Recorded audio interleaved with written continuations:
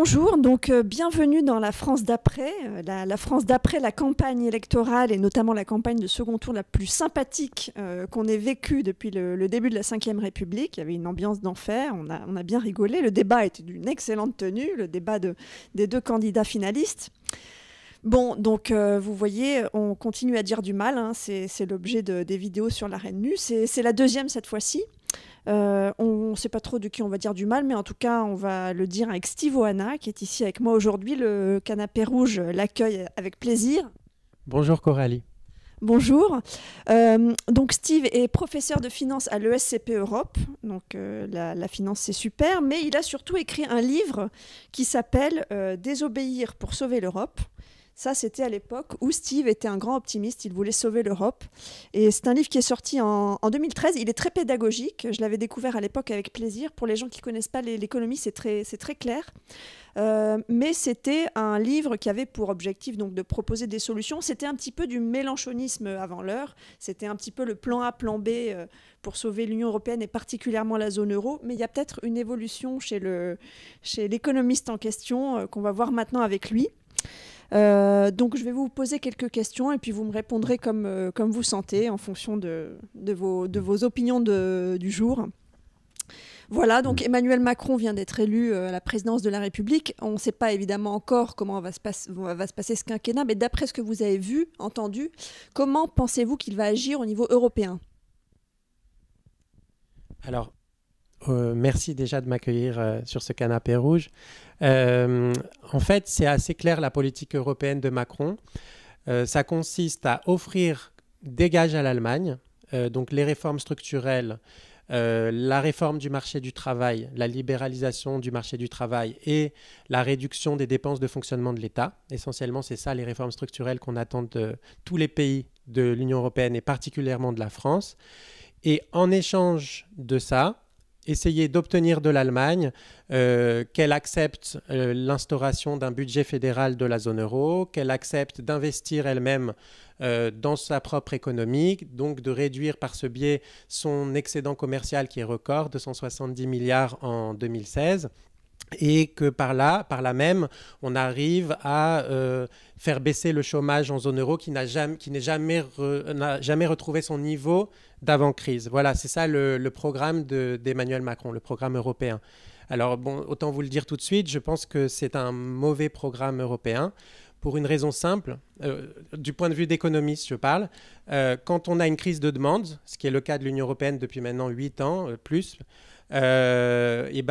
commencer par faire des réformes sur l'offre, c'est ce qui est l'ambition d'Emmanuel Macron, c'est une très mauvaise idée.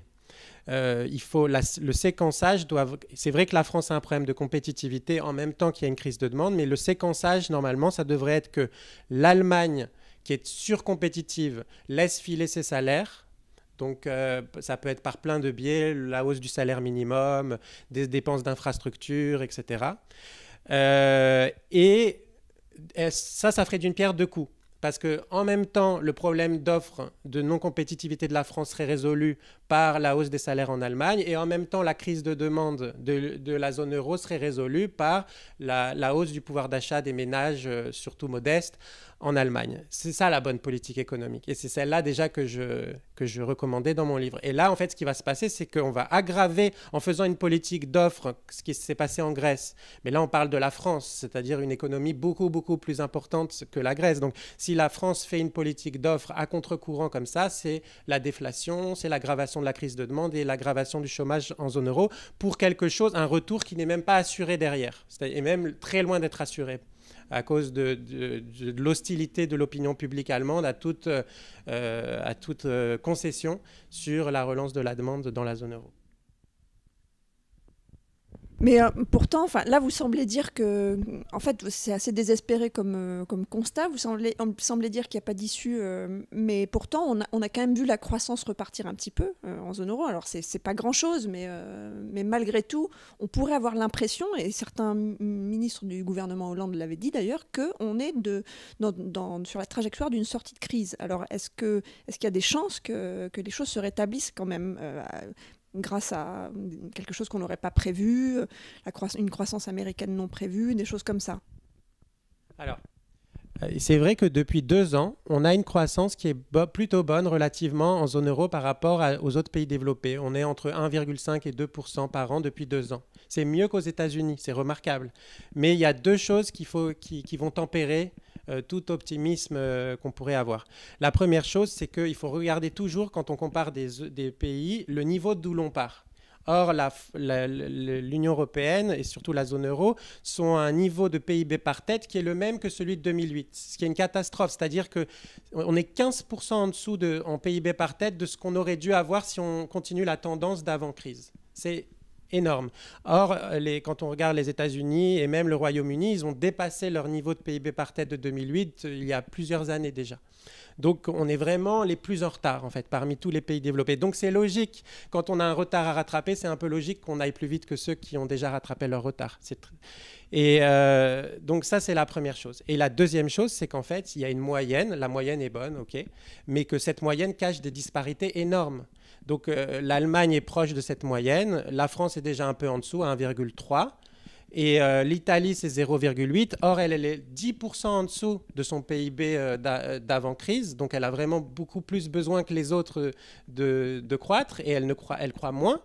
Et la Grèce, qui a encore beaucoup plus besoin que tous les autres de croître, puisqu'elle a elle a 25% de son PIB d'avant-crise, elle croît encore moins. Elle est à 0 en 2016. Donc, vraiment, ça ne va pas. On voit que ça diverge. C'est un continent qui diverge complètement. Donc, en fait, il ne faut pas regarder que la moyenne. Voilà. Bon, donc, mais le phénomène de l'eurodivergence, il est un petit peu connu maintenant, mais vous l'avez bien décrit. Mais selon vous, puisque vous connaissez très bien les problèmes bancaires, etc., selon vous, est-ce que c'est l'Italie dont vous venez de parler, avec ses banques, qui risque de faire repartir une crise européenne? Est-ce que c'est plutôt la Grèce? Qu'est-ce que ça peut être? Un problème avec les pays de l'Est, c'est en ce moment assez tendu du côté de la Pologne, de la Hongrie, pas forcément pour des raisons économiques d'ailleurs, mais vous suivez ça. Donc qu'est-ce que ça pourrait être selon vous, le prochain départ de feu? Alors, sans aucune hésitation, l'Italie. Et pas pour des raisons strictement bancaires. En fait, c'est vraiment la politique aujourd'hui. Depuis 2012, on peut dire que le risque purement financier et bancaire est un peu écarté, depuis que Mario Draghi a sorti son gros bazooka.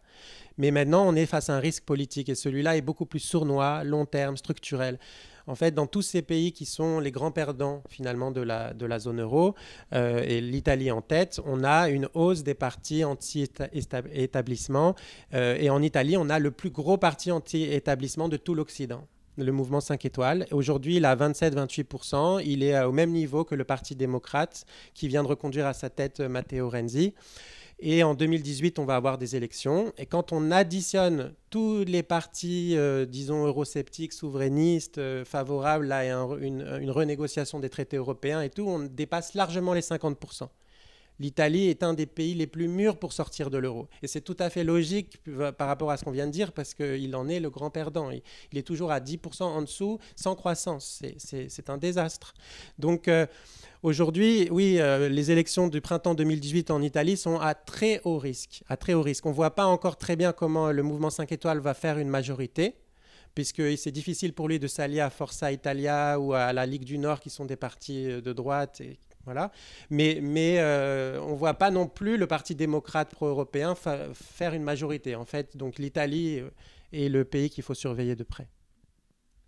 Une petite dernière question, je ne sais pas si vous pourrez répondre, parce qu'on est au tout début des négociations relatives au Brexit, mais vous suivez beaucoup les pays anglo-saxons, donc d'après ce que vous avez vu, comment se profile le Brexit? Plutôt bien, plutôt mal? Apparemment, c'est très tendu entre la Commission et Theresa May actuellement.